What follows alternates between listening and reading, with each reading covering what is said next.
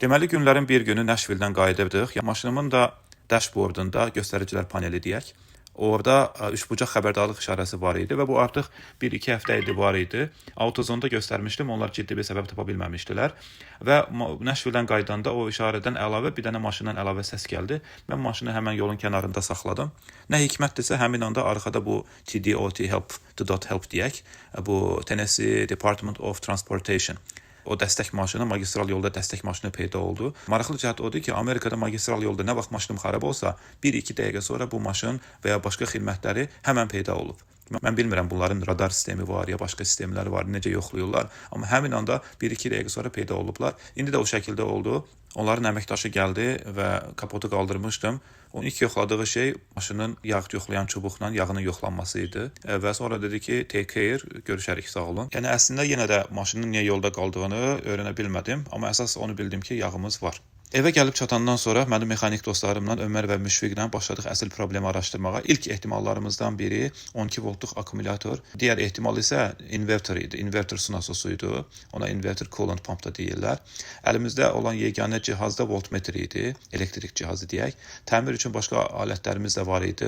Vint açarlardı, digər əl alətləri var idi. Deməli, ilk gələn kimi Ömərlə Müşfiqlə birinci strategiyamız oldu ki, akkumulatoru maşından ayıraq və bir növ maşın özünü reset eləsin, yeniləsin və bəzən də o şəkildə olanda elektronik problemlər yoxa çıxır.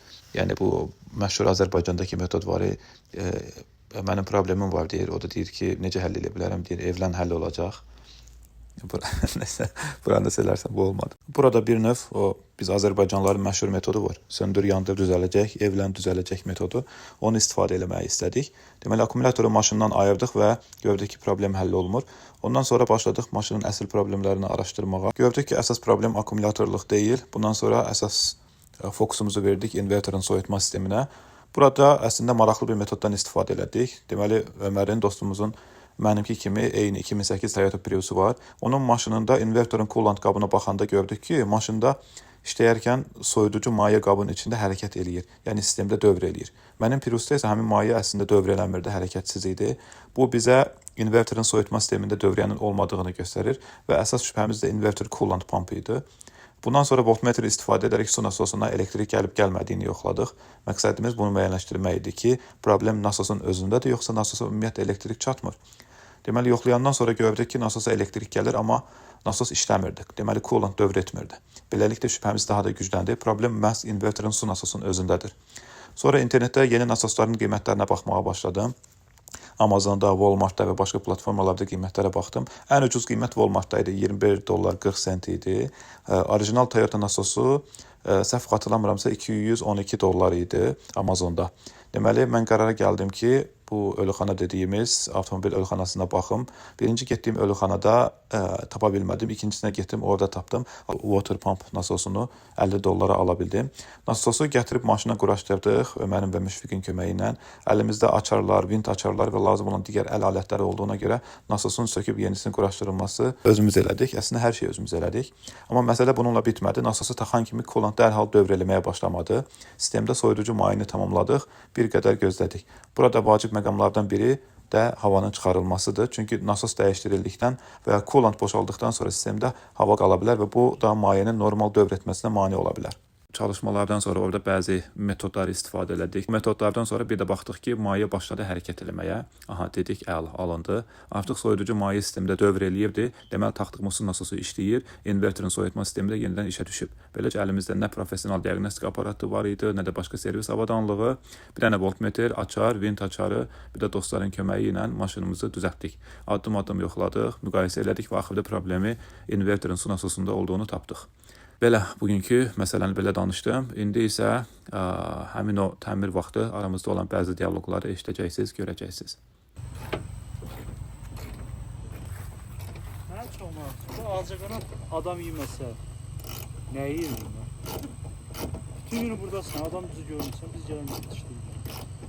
Bizi dişləmirsən dişləyir. Mən də dişləmir, yox. Qanımız bizim turşular. Bunlar fikir verirlər. Məncə orada elə bir qanun var Allahın ki, kim fikir verirsə onlara doğru çəkirlər. Yox, məncə bəzi insanlar da. Hələ də sən o içində qalırsan. Əmin deyiləm. Beş-beşlərdə qaşınmaqdan üzr. Mənə niyə gəlmir? Sırf sizin ikinizə gəlir, hansı ki ikiniz də narahatsınız. Abi bəlkə də mi o? Yo yo sağlam şu an. Bu oturdu değil mi? Oturdu. He. Şurada bir de var. Şey yapmayalım. Ha bura sağlam. Tamam. Bu qaqaşlar qalıb 3 dənə. Onların şeyləri şurada. Sən dünən əzbərləyirdin bunları. Ezberledim ben onların Bunlar hepsini mıydı? ayrı ayrı şey yap. Yox, bunlar deyil ya. Bunlar değil miydi? Bu. Abi şeyin siz motorun şeyini de oraya koydunuz. Ha, şunlar motorunkiler. Şunu ayrı koyalım. Evet. Şunlar pin. Arkadaki şeyi gətirin ya. Zaten bunlar birbirine mane olmur bence. Değil mi? Evet. Ha, olur.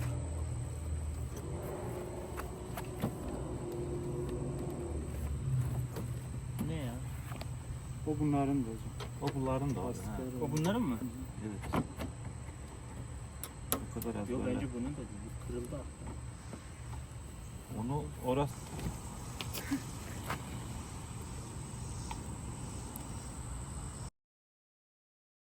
Artık maşınımız işleyir. Gördüğünüz gibi orada işare de yoktu. 3 bucak işaresi görsellerdi sağ olsunlar. Şam Mermer dostları Ömer'le Müşfik'e buradan bir daha teşekkür ederiz. Onlar geçen geldiler. 2 gün çalıştılar ve üstünde işlediler. Başındaki işare de gitti, ses de gitti. Şam Mermer videonun üstünde ses yazacak. Ayrıntılı.